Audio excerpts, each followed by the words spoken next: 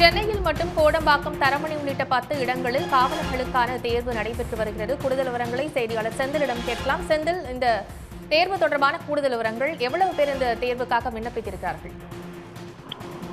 இரண்டாம் நிலை காவலர்களுக்கான எழுத்து தேர்வு இன்று காலை தொடங்க உள்ளது. குறிப்பாக சென்னையை பொறுத்த மட்டில் மொத்தம் 10 மையங்களில் இந்த தேர்வானது நடைபெற இருக்கிறது.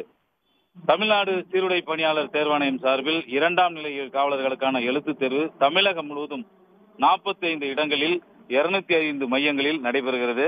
இதில் 2833 இரண்டாம் நிலை காவலர்கள், 180 சிறை காவலர்கள் மற்றும் 631 தீயணைப்பு வீரர்கள் என மொத்தம் 3644 பணியிடங்களுக்கான தேர்வானது இன்று நடைபெறுகிறது.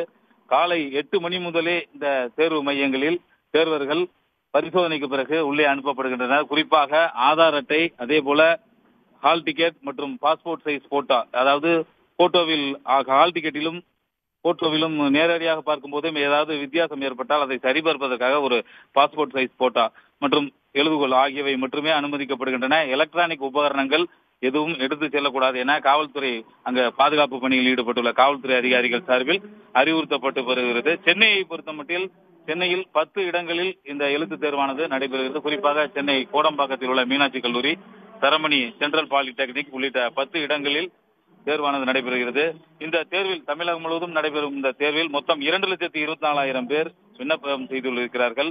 தேர்வு நடைபெறுவதையொட்டி இந்த தேர்வு மையங்கள் அனைத்திலுமே பலத்த போலீஸ் பாதுகாப்பு போடப்பட்டுள்ளது. தேர்வர்கள் அனைவருமே தீவிர பரிசோதனைக்கு பிறகு தேர்வு மையங்களில் அனுமதிக்கப்பட்டிருந்தனர். தற்போது 8 மணி முதல் தற்போது தேர்வர்கள் தேர்வு பரிசோதனைக்கு பிறகு தேர்வு மையங்களில் அனுமதிக்கப்பட்டு வருகின்றனர். தகவல்களுக்கு நன்றி செந்தில். உடனுக்குடன் செய்திகளை தெரிந்து கொள்ள சன் நியூஸ் பெல் ஐகானை கிளிக் பண்ணுங்க.